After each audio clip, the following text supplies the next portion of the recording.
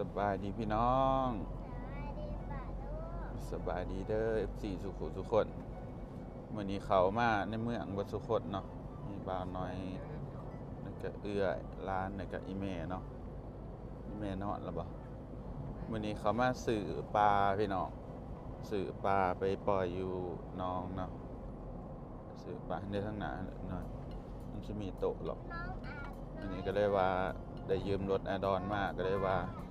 อยากเขามาซื้อนั่นซื้อนี่ให้มันคุ้มเนาะพี่น้องบ่าวสุกอยากได้โต๊ะให้ได้ทางหน้าบอลเขียวๆอยากได้โต๊ะหินไป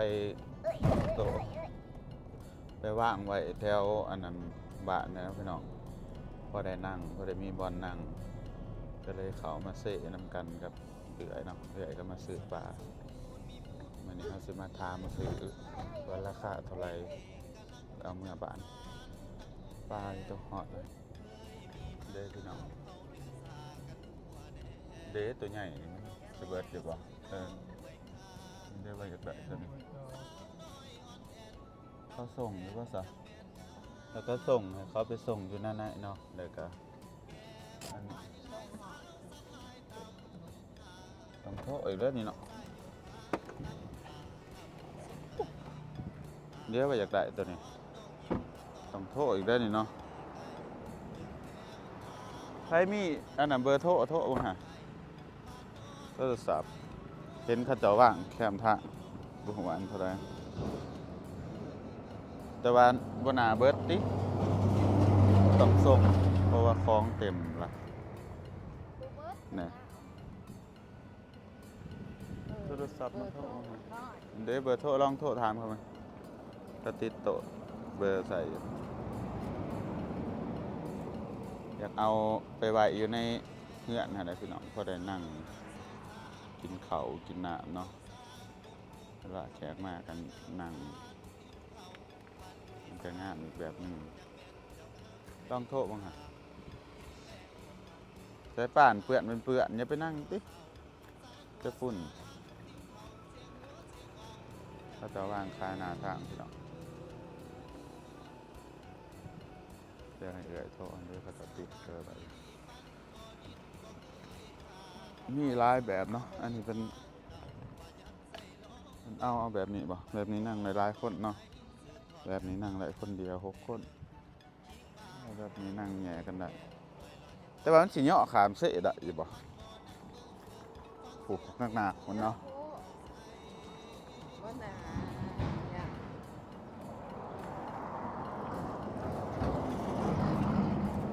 ตัวนี้แบบวงมุนบ่อยากได้เป็นตั้งไว้อยู่ในเฮือนกลางเฮือนแบบนี้อีกแบบหนึ่งแบบวงมุนแบบนี้คันเอาไปตั้งไว้ในห่มกกไม้กกหยังได้เลยห่มกกคามกกหยังพอได้นั่งเด็กบ่ฮู้ว่าอันเท่าไหร่เนาะเดี๋ยวลองโทรถามก่อน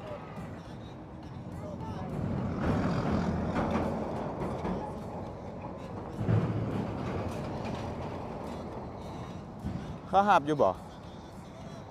โอ้เห็นเลยจะคล้องแล้วเขามาเบิ่งเดี๋ยวเขาสีถามแล้วก่อนเนาะอันเท่าไหร่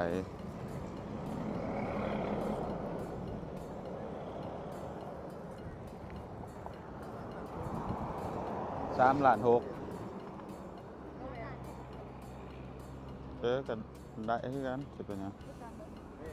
เลือกเอาตัวมุ่นเท่าไหร่ตัวมุ่นตัวใหญ่3,600,000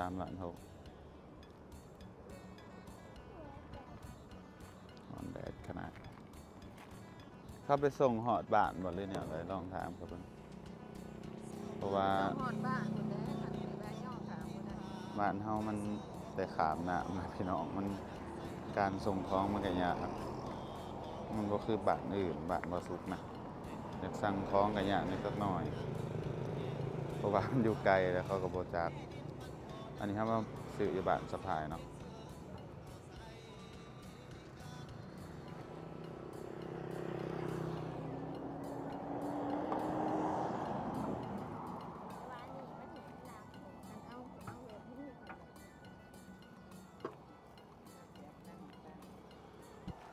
ไปส่งฮอดไซส์แน่นี่ส่งไซส์ก็ได้บ่ ของค้ามาเป็นมากเสียดีบ่ เอา บางเทื่อก็มาบ่ซุ่มดูส่วนรถคนยัง อ๋อตัวนี้3ล้าน6ประมาณ5,000กว่าบาทตัวใหญ่นี่ก็ได้นั่งกินข้าวเนาะก็ได้เนาะนั่งกินข้าวนี่ตัวนี้พอดีเลยนี่มันวางของหลายๆใส่นั่นใส่นี่เวลาเรากินข้าวนะเวลาแขกมากก็สบายพี่น้องตัวนี้เดี๋ยวถามเขากันจะคล้องเขาไปอยู่แต่ว่าอันนี้เขาสิบ่ได้มาเอาไม่บ่หรือว่าให้เขาไปส่งเอาเทือนมักดอนเนาะแบบนั้นเนาะนี่ก็จะงานรถคันนี้ไปสาวก็โอ้บ่ได้ดอกฉันบ่เอารถไปหอดบ้าน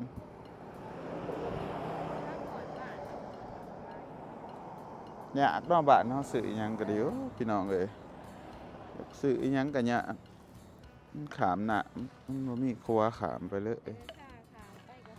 แล้วก็เสียค่าขามอีก คอยว่าอันนั้นเอาล้อออกมาใส่สิก็ห้ามทลาย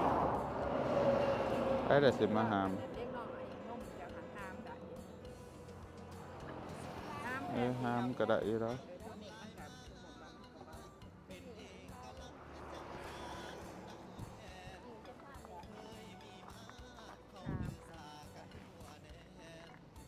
เป็นห้ามได้อยู่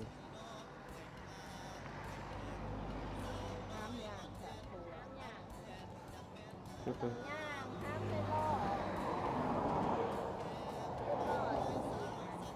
รอมันสินะโค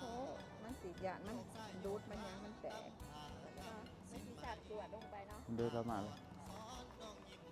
ขันว่าเพิ่นจงได้หอดหน้าฟ้ามกับ สบายดีอันนั้นจะส่งเหาะไซแหน่นี่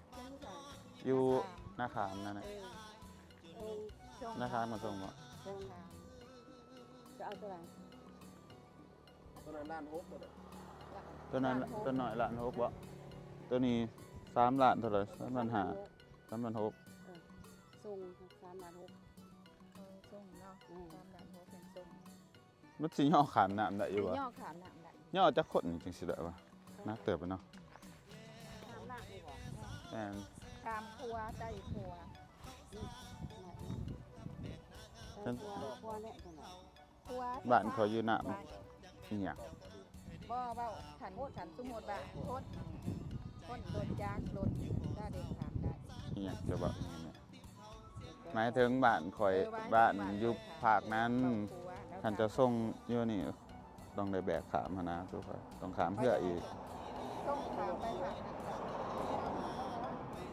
ไปเขา3คนนั่น ย่อทั้งคนเนาะ กว่าหันจักแมตรกว่า โดน ขามขัวบ่ได้ มีแต่มาขามบา 3 ล้านกว่าจังได๋ อ่า โดนขามบา บาทเนี่ยบ่ บ้านนาดา ครับบ้านหน้าด่านไปแล้วเพิ่นเอาฟัง หน้าด่านเป็นทางไหนหน้าด่าน หน้าด้าน ไปรถเมล์มาเลย ตะกายข้ามแปลงไปขากายหน้า บ่ให้แล้วส่งอยู่นาคามนี่ก็ได้สัน เออ อยู่ฝั่งนาคาม ได้ไป ตรงราคามันถามมันสิถามบ่ล่ะจริง ขามเฮาย่อขามมาก็ได้ต้องไปหนาขัวก็ได้ พี่น้อง ๆว่าหาพี่น้องมันว่าก็ได้ ได้เนาะ อืม สามคนมันก็หลายเลย อืม 3 คนได้เนาะหามเนาะ น้ำตั้งได้แต่ตัวมันน่ะเอาน้ำตั้ง ได้ไปส่งนะครับ คนที่พูดเรื่องเบาร้อย ส่งนาคามส่งตอนนี้ได้อยู่บ่ทันอยู่บ่นี่อยู่บ่ เพราะว่ามันยังไก่เดี๋ยวมันไก่ ได้จังหวะ ทัน นี้ อยู่บ่ ย่อ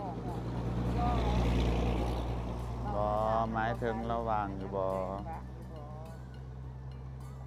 แล้วขอสิโทษถามก่อน ไปลองถามมันกัน แล้วมีโทรศัพท์บ่ มีเยอะ ก็สิลบคอยบ่ได้ซื้อโทรศัพท์ผมมาแล้วผมขอไกลกำลังได้ อืม ใช่ละปีอื่น อ่าต้องถามแล้วไปไป ให้ถามก่อนให้คันเราไปส่งมื้อนี้ตอนนี้ได้ก็โอเคอยู่ได้บอกกะมื้อหน้าก็แล้วแต่อาหารเขาสิไปส่งตอนใด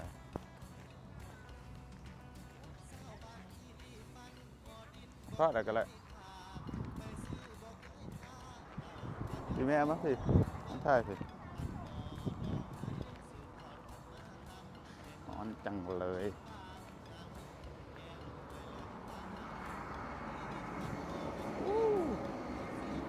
เดี๋ยวนี่เขาเอาไปตั้งแน่นี่แม่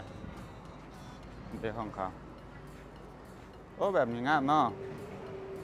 นี่เวลาเขาตั้งเฮ็ดกินให้หยังก็ได้เนาะนี่มันสิเป็นประมาณนี้พี่น้องเวลานั่งก็สิแบบนี้ได้กินข้าวกินหยังมันก็ใส่ของหลายๆเนาะ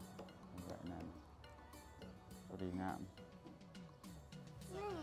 เวลาอันนั้นนั่งเล่นนั่งก็ได้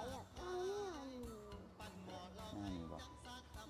อันนั้นก็ได้อันนี้ก็ได้ตัวนี้ก็งามเว้ย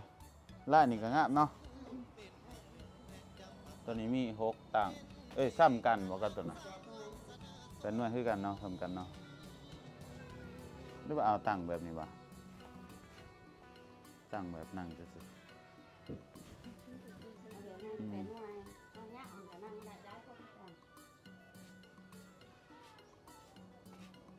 ทำงานคือนั่งหลายๆคน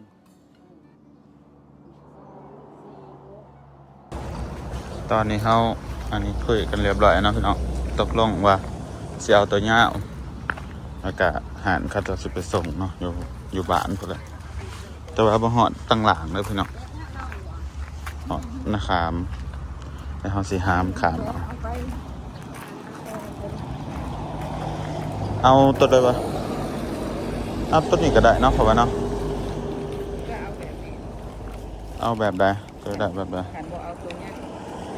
เอาแบบนี้ก็ได้เนาะ ตัวกลมนี่ เอาแบบนี้ก็ได้แบบนี้ก็ได้ บอกว่าเขาสั่งอยู่ เสร็จออกอยู่ที่เนาะ ไม่ไปอันนั้นไปนี่ โอ้ใส่ใหม่คนตัวนี้ก็ได้ อันกระดิ่งก็ได้สั่งขนาด บาสิเอาขันเอาแบบนี้มันเวลานั่งมันยากกันเนาะพี่น้องโอ้เวลานั่งแบบคนหลายเนาะมันสิได้ผู้หนึ่งออกผู้หนึ่งเข้าตรงไหนนั่งตัวนี้ก็ได้มีตังค์ทั้งหมด8 อันเนาะพี่น้องแล้วก็ขันพ่อๆกันเนาะก็เสริมมันก็ได้ความหนักของตังค์กันหนักเติบอยู่บ่กับบ่หนักปานใดยับใหญ่ทั้งไหนมันโกนบ่โกนบ่หรือว่ามันเป็นโกนนาอยู่บ่มันสิบ่แตกบ่ว่าใช่ไหมปัจจุบันเอาถ่ายถ่ายคนนึง จะเปลี่ยนใจเอาเป็นแบบหน่อยก็พ่อมาดูแบบ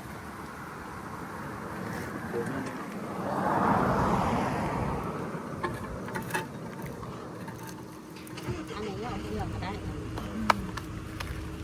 ไอ้เจ้านี่ถามก็ได้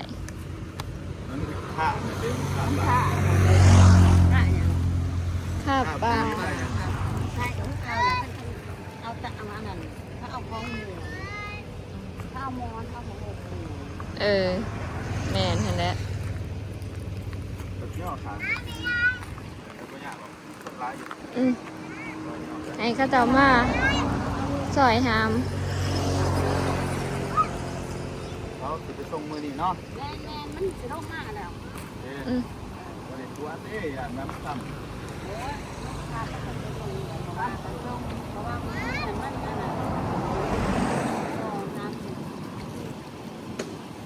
คำกระส่ง เอาเบอร์แล้วไว้เนาะ เบอร์นี่แหละ 470นั่นแหละถ้าต้องห้องถ้าแม่กันในห้องแล้วเขาก็เอาม้อนใจเนี่ยม้อนกองอยู่หั่น แม่นแต่ว่าก็ให้เพิ่นต้องเอาส่งเพราะว่าเฮามันเสี่ยงแต่เอาเมื่อเองก็แตกเองจะได้ บ่ตังนี่มันบ่แตกตังนั่นเอามันสมมุติว่าเฮาบ่มีหยังก็ภาษา ถ่ายแล้วจะส่งพร้อมกันเลยถามแรก ซ้อนคนแล้วก็หาตำรวจจากถ้ามันสร้างสิ่งเป็นสิ่งนะ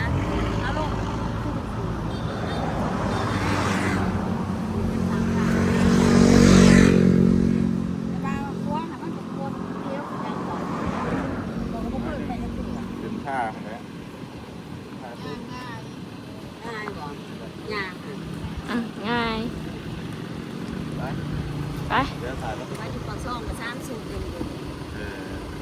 ขายดีเนาะ งานได้สูตรเลยนำมา ที่บ้านเราเห็ดกินแตงนอกจากบ่อน พอเขาหมูร้านมันหมูเฮ็ดเลยมันเอามานี่ โอ้ ตะกี้ว่าสิมาเฮ็ดอยู่นี่ แล้วเห็ดที่ใส่ เฮ็ดอยู่นี่มาปรุงมาปรุง โอ้ขันละมาทางเนี่ยมันก็แห้งไก่แต่ว่าหน้าปุ่งกับบ้านข่อยนะไก่กันนี่แหละไก่ก็นี่ขันมีแบบนี้วะก็ให้เราเอามาทางนั้นเด้อกับแบบส่งบ้านข่อย มันมากกับ ขนาดแบบนี้ แล้วก็แวะลงเลยฮะบอกแล้วจะเสือก็ได้ส่งหมดนี่ แบบนั้นหาง่ายกว่า ตัวมันก็ง่าย ป้าเขากับเวส่งด้วย แม่น มันเอาทางป่ามันจะมาเอาป่า เป็นอย่างนี้เนาะจังไรก็ได้เดินแต่ สะดวก จะโทรตามมาแต่ โดยไปพี่น้องกลับบ้านเนาะวันนี้เขาจะเอาไปส่งตอนแรกๆเพราะว่าเจ้าของหาดเรายังอยู่หน้าป่งอยู่เนาะซื้อไว้เพราะได้นั่งเพราะว่าเขามีโต๊ะนั่งถ้านั่งเฮ็ดนั้นเฮ็ดนี้พี่น้องซื้อไว้สะดวกก็เองไปกลับบ้านเนาะเราไปส่งมาหอดบ้านแล้วเนาะพี่น้องอันนั้นโต๊ะที่บอซุกไปซื้อก็จะมาส่งมาทันสำหรับเพราะว่ามันสิค่ำเลยพี่น้องก็จะเลยว่าขอเรือนนะบอเรือนเป็นมืออื่นแต่ว่าเงินบอซุกจ่ายไปแล้วเนาะว่ามืออื่นกับมือหื้อเขาจะว่ามืออื่นนะเขาจะไปส่งอยู่ทางปากซองพันบุคำเขาจะมาส่งเนาะเขาว่ากระยานเอาบัตรฝากพี่น้องอันนี้เป็นปุ๋ยกับอาหารป่าเนาะมันนักคนไรนักแต่ปุ๋ยแหละสอบเดียวมื่อนี้น้องอามน้องแค้นมาอยู่พี่น้องเพิ่นไปกรุงเทพแล้วเนาะไปทำงานแล้วบ้านก็สิเงียบเงาแล้วบ้านนี้โอ้นักเลยตัวนี้ปุ๋ยได้ตัวนี้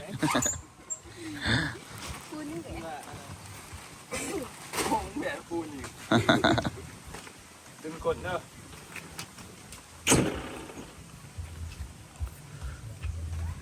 ไปครับเมื่อบัดนี้อันนี้ยืมรถไอรอนมาพี่น้องเดี๋ยวไปส่งเลย